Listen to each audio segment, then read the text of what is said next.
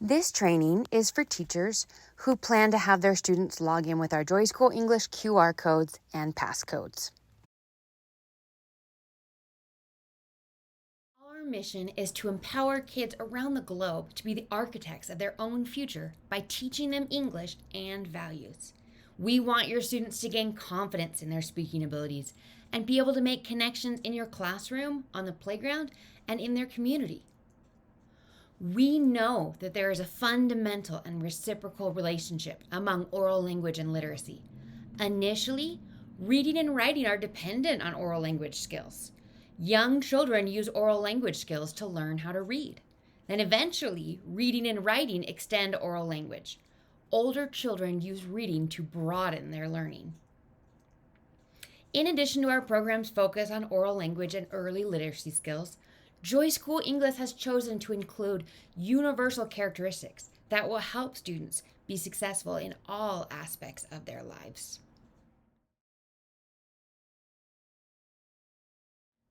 The student software is available in two ways. First, there's a Joy School English app that students can download on tablets and mobile devices. Okay. And then the second option is if they're using a computer or Chromebook. In the Chrome browser, they'll go to play.joyschoolenglish.com. Please note that going to the Chrome browser on an iPad or another tablet or phone is not going to be able to run the program successfully. They do need to have the app downloaded on tablets and mobile devices. However, on a computer, it's just the URL that they need. Let's look at what logging in looks like. On a Chromebook or any other computer, your student is going to use the program by opening up a Chrome browser and typing in play.joyschoolenglish.com. You'll see this screen no matter what device type, whether it's a tablet, a phone, or a computer. We're going to click anywhere. And the first thing we're asked is to allow the use of cameras. We only need this if you're going to be using our QR codes to log in. So I'm going to select allow while visiting this site. Then we are asked to enable the use of microphones. So we're going to allow while visiting this site as well. This is imperative for our speech rec technology. Now, if I'm using QR codes, I will scan it here in this purple tab. Or if I am using a class code, I will type it in this green tab. Then the student will see their names, click on their name, and then enter the passcode they have created that first time that they logged in. It is important to note that if mic and camera permissions are not granted that first time the student logs in on each device, only one time per device, they will get this pause screen asking them to grant mic permissions after every activity they use in the program. If you're seeing that screen when your student's using it, you know that their mic permissions are not enabled. Please note that mic permissions are not enabled by the settings button on this screen. They need to be enabled either on the web browser. So if you don't have mic permissions enabled and you're in Chrome, click on that settings button and then enable them there with camera and microphone. Or if they're on a tablet, such as an iPad, they need to go into apps and then update the microphone and camera permissions there.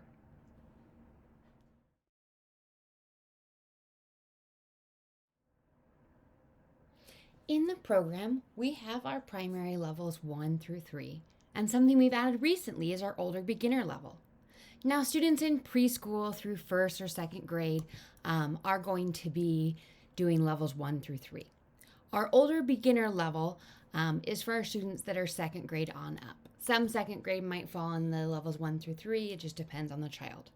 But as far as the older beginner level, it has all of the same vocabulary and different phrases and words and skills taught in all of our primary levels 1 through 3 in one level. But we've made that level for an older child. So rather than a bunch of fictional text, they're going to see nonfiction text. The games and different activities they do are going to be meant for an older child so that they don't think that they're in a program for a younger child. So please don't assign older beginner to anyone that's under second grade. Okay, let's talk about levels 1 through 3. When your student is first starting the program in those levels, they are going to be assigned to our placement test, which will place them in any of our 3 levels, 1, 2, or 3, depending on what they know. This is the first time that they get logged in that they'll do this. So please don't help them with the placement test, or they might get placed in the wrong spot. Now, students who are in the older beginner level will not take a placement test. They will start right into older beginner because all of the content from the first 3 levels, again, are taught there, and they're taught at an accelerated speed. Okay. Our oral language progression. So the first thing that students are taught is they're taught specific words and phrases. In this first is speak up. So they're practicing words and phrases with students in a program that are real, and then also there's animated kids in our program as well. And then the second step is that they're going to learn to respond to basic questions. So they'll respond to questions with Miss Daisy here, who's a teacher in our program, and with other students. Third, students control actions of character with speech. This one's really amazing. That's our character Dottie, and they learn to say different phrases, and then Dottie does them. Talk about immediate feedback. As soon as they say a word or phrase correctly, Dottie will do that. It's so important for these children to learn that their voices have power. They're able to control Dottie with it, and she's one of the loved characters and activities in the program. Fourth, students are going to have conversations on predetermined topics. Waving right there is Miss Daisy. Miss Daisy's going to give them a phone call where she will call them and ask them some questions from all over in different places and environments. She'll ask them and then they'll answer. Now, your student will not record their video, but they will record their voice. And then depending on the speech rec software, she will give a pre-recorded answer. It's pretty neat and the kids love it. Our newest thing and our final phase in our oral language progression is open-ended conversation with AI character. Do you see that pink bug waving at you?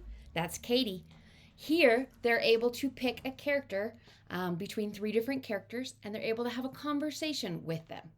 Now, don't worry if your student is not ready for conversation skills yet and still mixing their home language with English or only giving 1-word answers, she'll still understand that. And we're going to look at that activity later.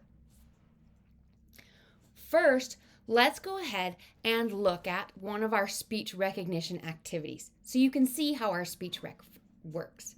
You're going to see these 2 students that are working with a student that's using the program. They are going to prompt this student to say a phrase 3 times. Hi, it's time to speak up. What's your name? My name is Sam. Let's practice.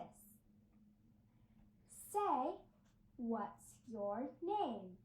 What's your name? Say, what's your name? What's your name? Great job. Say, what's your name? What's your name? Say, what's your name? Let's try that again. Say, what's your name? What's your name? Outstanding. Now, those 3 different times, did you notice any difference in them? That first time, there was no bar. Do you see this black bar here with the red and orange squares in it? There was no bar up, so speech was not being recorded and it wasn't being analyzed. For that first prompt, we just want the student to gain confidence and just get practice. Now, that second prompt where they said, say, what's your name? Speech was evaluated, and it sounded like that student got cut off. Maybe they didn't finish what they were saying, or maybe they walked away from their device and over to what their classmate was doing. Whatever the reason, they didn't finish it. So it was incorrect and they were prompted again. Okay. That last time, the student did say it correctly and they got that positive feedback with outstanding. You'll notice that we never give any negative feedback. We don't want a student to feel like they did something wrong. Now, if your student does not get it correct after a few tries, they are going to automatically move on to the next activity. We focus on confidence here at Joy School English. We want your students to gain confidence. And if they have to repeat the same activity over and over again, they're not going to learn something. They're just going to learn to be discouraged and have their confidence lowered. So don't worry. We do teach to mastery. And later on, your student will practice this skill in just a different kind of activity to make sure they get it down. But we don't ever want to frustrate a child.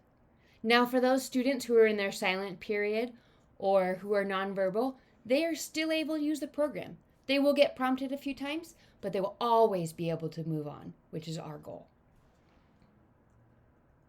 Here's Dottie, that character I was telling you about. Say, put on your jacket. Put on your jacket.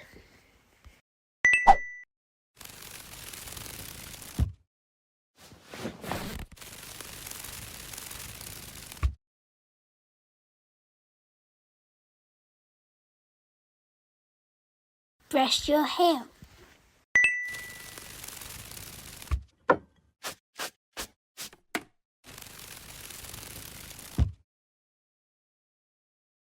Brush your teeth.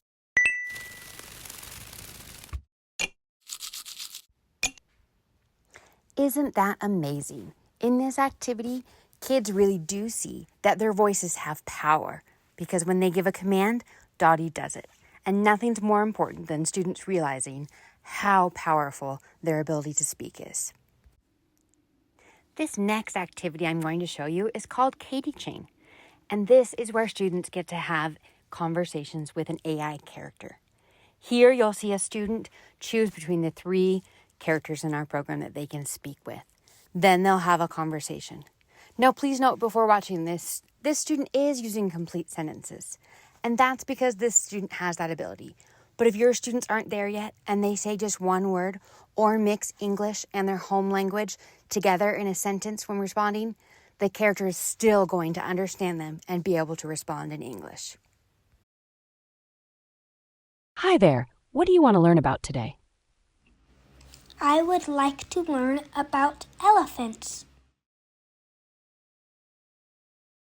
Elephants are big animals with long trunks and tusks. What else would you like to know about them? What do they eat? Elephants eat plants like leaves, grass, and fruits. What other questions do you have about elephants? How tall can elephants get? Elephants can grow up to 13 feet tall. Do you have any more questions about elephants? Do they know how to swim? Yes, elephants can swim really well with their trunks up. Would you like to learn more about elephants swimming?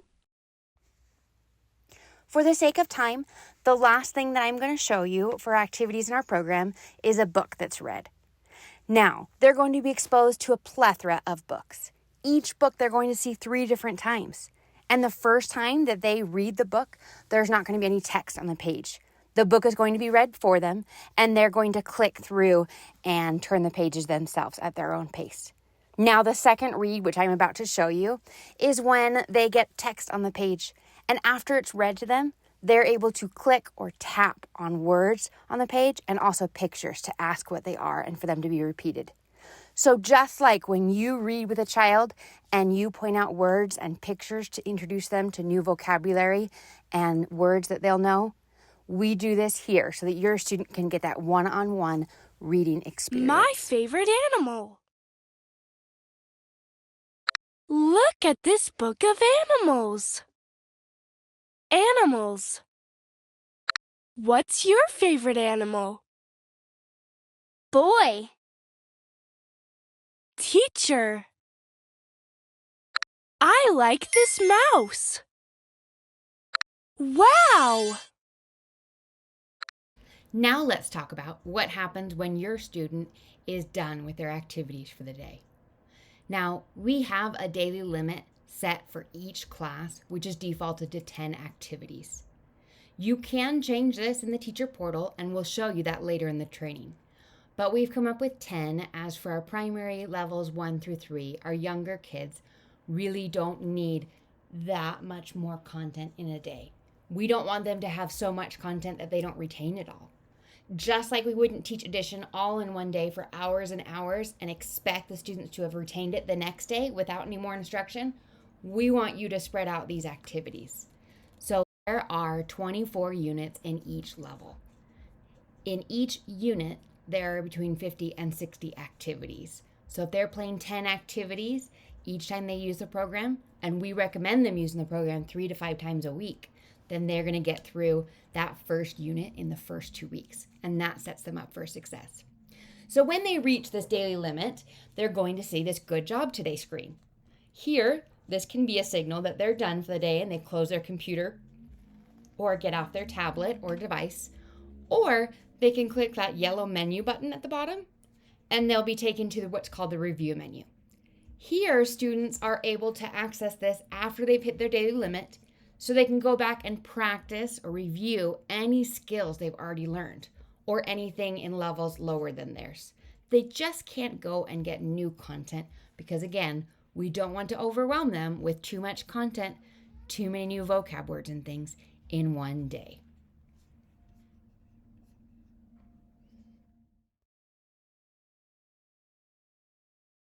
When your student is in the program, they can select that pause button in the upper right-hand corner at any time. When they do hit pause, they're going to come to this screen. This is our pause screen. You can see that the student logged in and using the program is Mina, in case you're trying to check and see whose account they're on. You can also see the daily activity limit and how much is completed that day. So we see that this student in this class has a daily activity limit of 10 activities, and she's done 0 so far today. Now we see the play button to go back. Notice that the log out button is gray and kind of off to the side. On the upper left, we have a settings button and a report a problem button. Please don't hit settings button trying to troubleshoot with a mic permissions issue, because remember, that has to be set in the web browser or on the app settings on the phone or device. For report a problem, that's where you'd come if you're having an issue with something freezing or something going wrong with the program. When you hit that button, it's going to ask a multiplication question. This ensures that we don't have 4 or 5-year-olds reporting problems that don't actually exist. So we want to make sure that someone there is old enough to know the answer to that so that they really are reporting a problem. Now, once you've solved that math question, you're going to see this screen. Here, we want you to tell us what's going on. We know that as you're walking around the classroom, if your students are on Chromebooks and iPads, you don't have a minute to stop and start typing on an iPad or typing on their Chromebook. So please hit that microphone button and record your voice and let us know what's going on. When you press submit, we don't just get your recording, we get information from the device so we can see, oh, is this just a matter of their microphone not working or microphone not enabled, or is it something else? Then we will reach out to you and help you get this problem solved. So please feel free to submit bugs there, and please make sure that you submit them from the devices having the issue, as that's the information we get.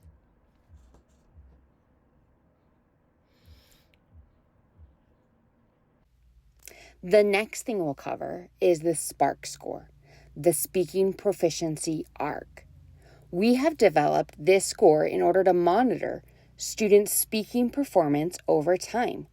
Think of this as a Lexile score, but for speaking. This algorithm is based on 2 key factors, difficulty and performance. For difficulty, we look at the CEFR level, how difficult the phonemes are in that word or phrase, and the word count. For performance, we're looking at the number of attempts the student has made, their confidence score, and their progress in the program. We take these 2 key factors and give them a score. You'll notice this score in both the class data and the individual student data. You can log into the teacher portal by going to portal.joyschoolenglish.com, entering your school email address, and then your password.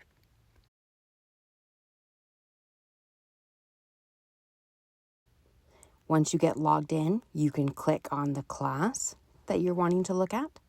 Within the class, you'll see the class code from one of our login methods. You'll be able to edit the class name, and also the class code if you want to make it unique.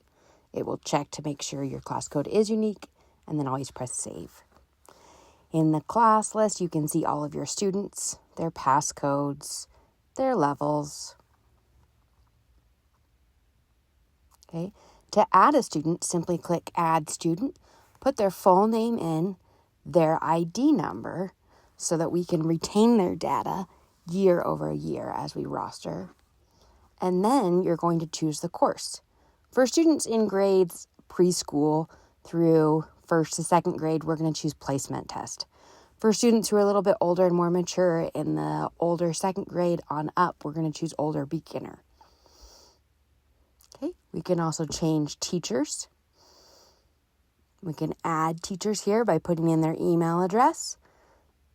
Sometimes their email is already in the system, and so we'll find that. Click teacher as the role, and then put in their full name.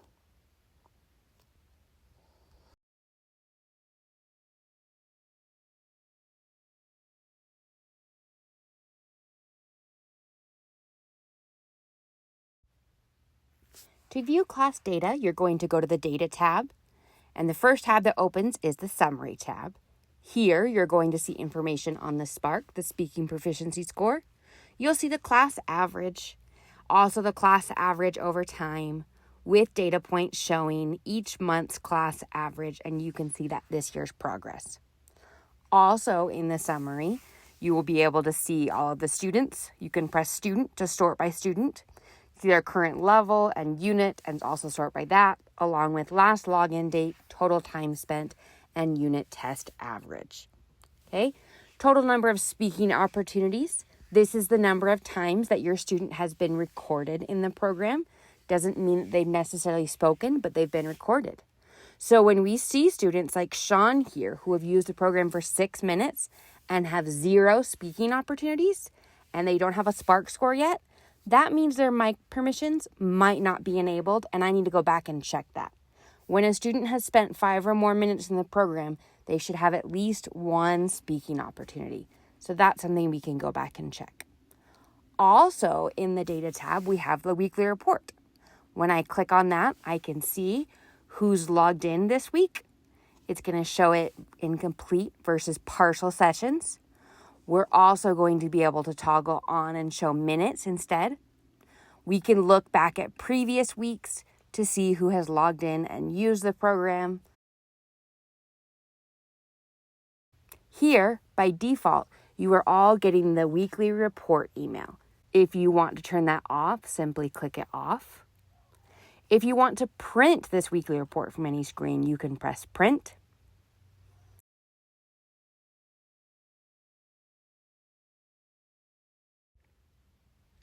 To view an individual student's progress and data, click on their name. The first tab you're going to get is their progress tab, and the first thing you see at the top is their SPARK score, their speaking proficiency arc, which is based on 2 key factors: difficulty of a word or words to pronounce, and also their performance in pronouncing those words. Okay, this number here shows their actual score and whether it's trending up or down. And then this meter reflects the student's speaking skills compared to peers at the same stage in the program that they're at.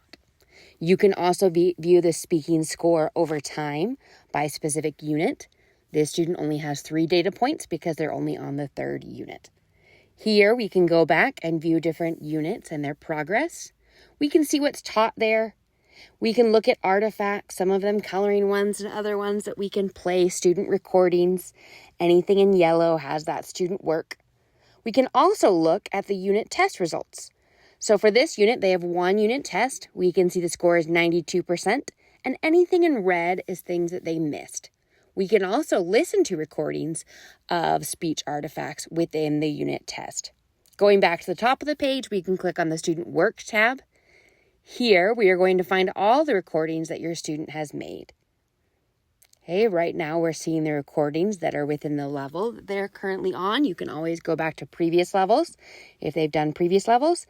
And you can also go in and listen to both daisy chain and Katie chain artifacts to see how your students had these real life conversations. Next, we have the Parent tab, where you can add a parent to that specific student by putting their email and their full name. It'll send them a welcome email and let them view only their students' data here in the teacher portal. The last tab is Certificates. Here, you can find email, print, and download each student's certificates that they've earned in that specific level. Usage limits. Students in levels 1 through 3 have a default daily limit of 10 activities per day. Once they've reached that, they'll get the review menu. You can change their daily activity limit and increase, decrease, or even set to no limit. This unit selection is for our international customers, so don't worry about that if you are in the US. And then please make sure to press save when you are done adjusting this.